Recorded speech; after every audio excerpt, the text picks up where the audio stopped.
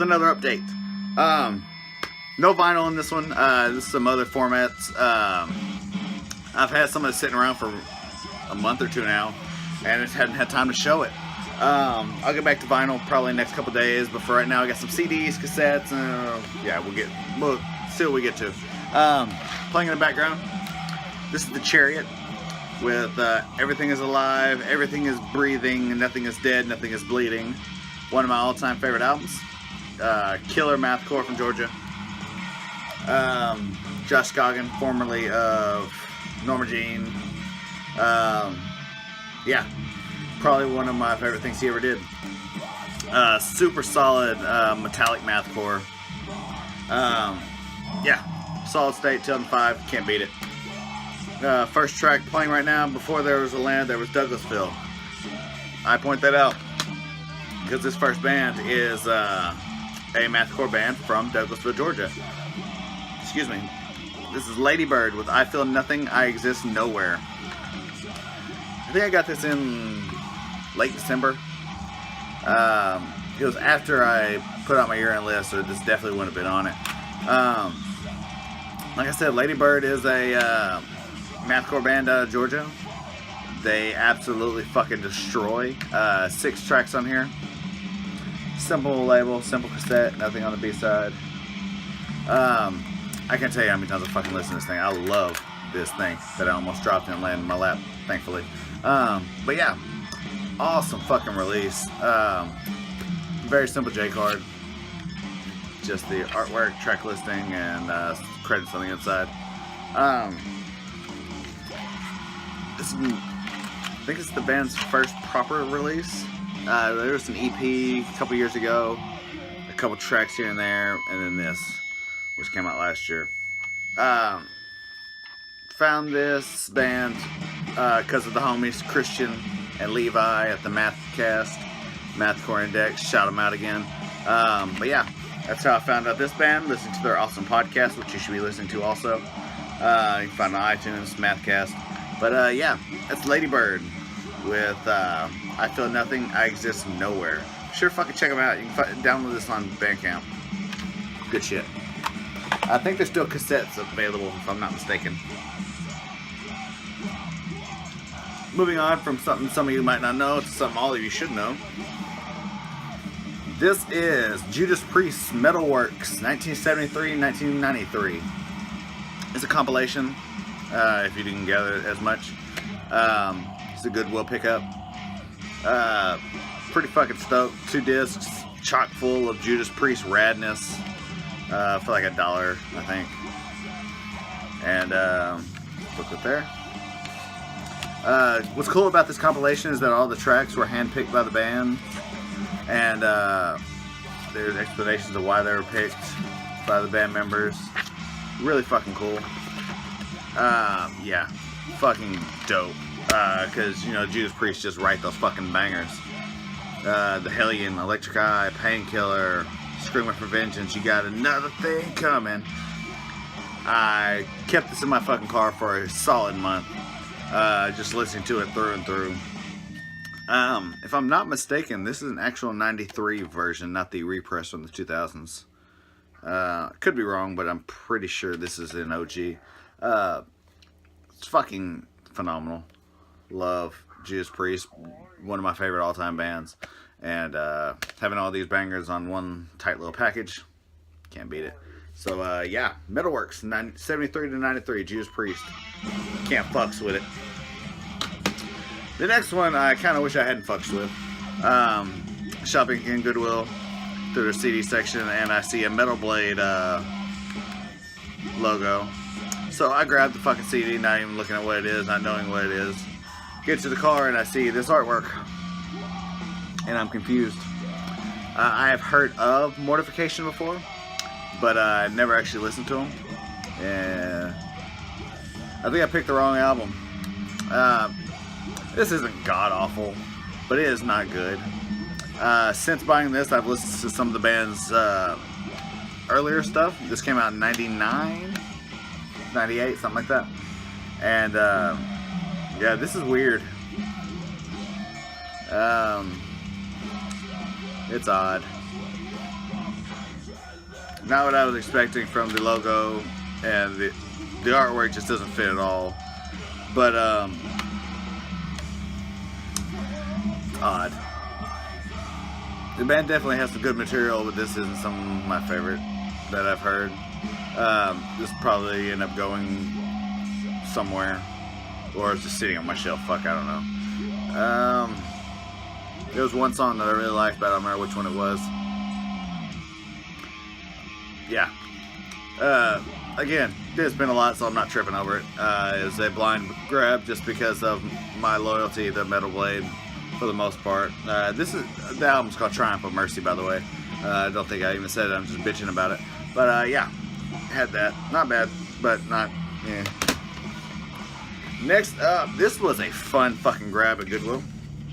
Mainly because I haven't seen one. I've never actually held one. I had a bootlegged copy of it in high school because this band was legend to me. One of the bands, anyway. This is the Luti-Kriss, not that one. Luti-Kriss, the one from Georgia. They're split with Travail. Like I said, I had a bootleg copy of this because if you know anything about Luti-Kriss, you know that they went on after putting this split, which they put their side out as an EP called 5 EP. They put out one full length and they changed their name to Norma Jean.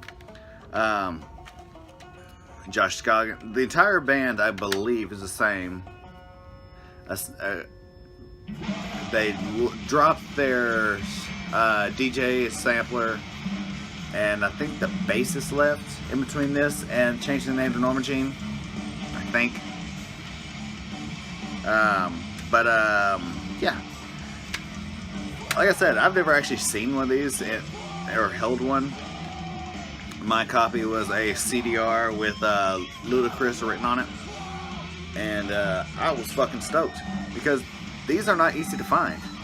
I don't think there is one currently on Discogs, and yeah, Travail's not totally my shit, but Luti-Kriss I loved and have loved forever. It's new metal tinged metalcore. Lots of baggy jean shorts. But this came out on Pluto Records. And wow. I was super pumped to have this. Because like I said, they don't pop up anywhere. You don't see these.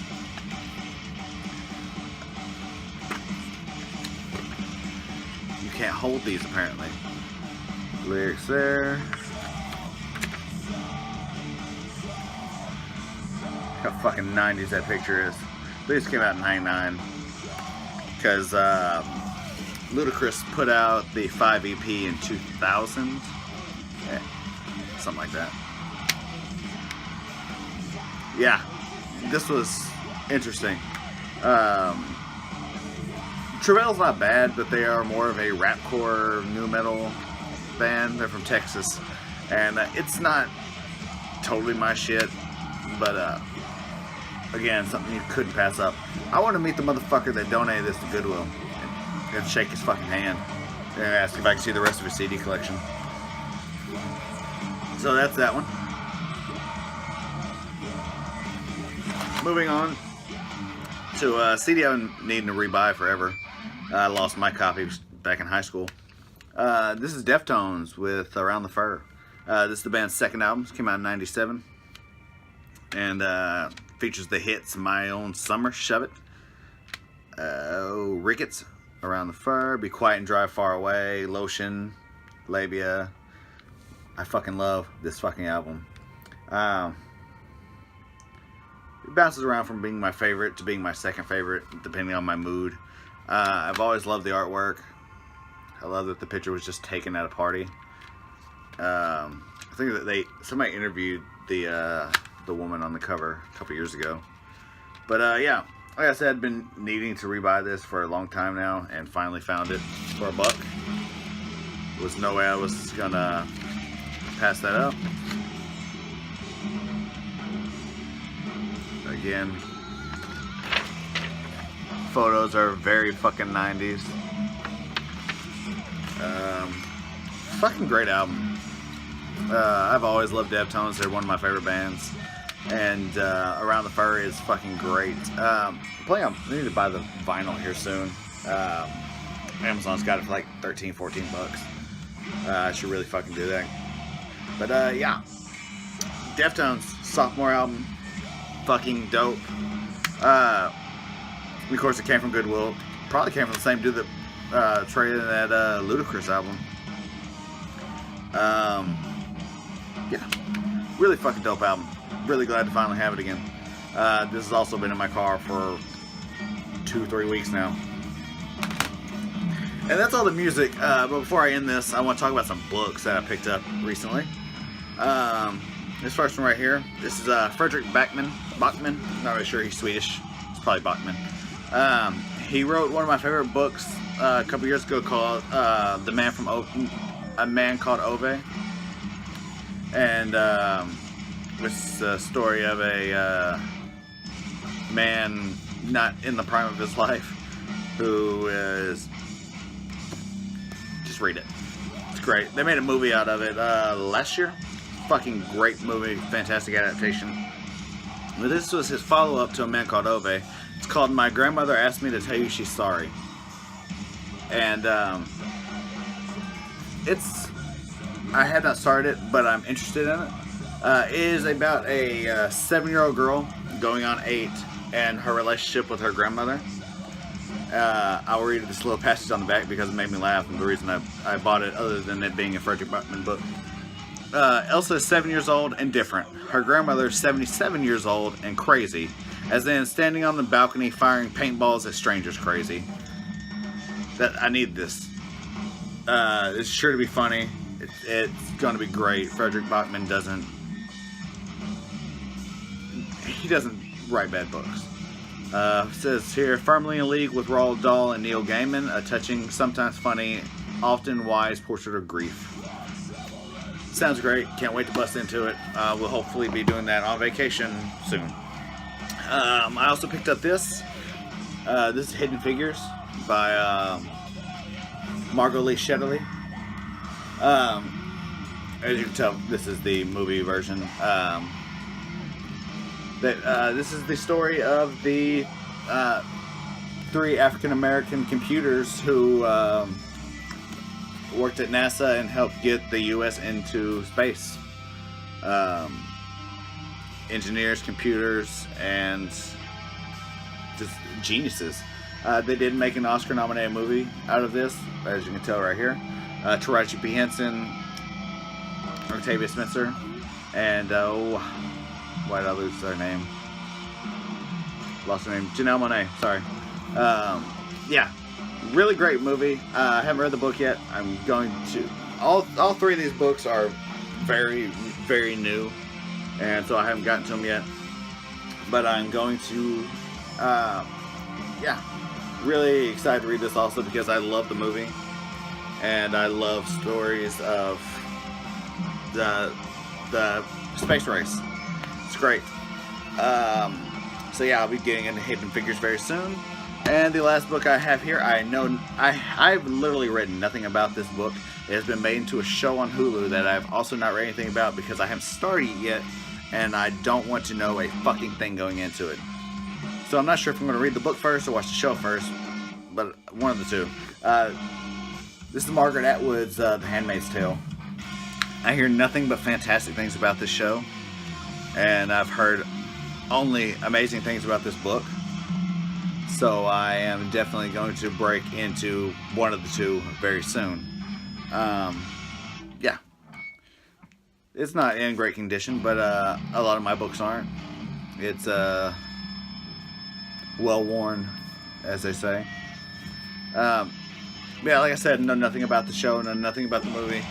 I know Elizabeth Moss does a fantastic job on the show. But yeah, can't wait to bust into that. And I guess that's gonna be it. Yeah, there was 1, 2, 3, 4, 5 CDs, a cassette, and 3 books. I might start showing off more books because I buy a lot of them, and I buy more than I can read sometimes, which is sometimes not good. But I guess that's it for this one. Playing in the background again, that was the Chariot. Awesome fucking band. I'm sure most of you know most of this stuff, but if you don't, check the description box for links to Ladybird for sure. The rest of this I feel like you should know. I might just leave links to everything. I don't fucking know. We'll sort it. As always, thanks for watching. Thank you for subscribing. Thank you for supporting. I've been Ross. This is On The Record. Peace.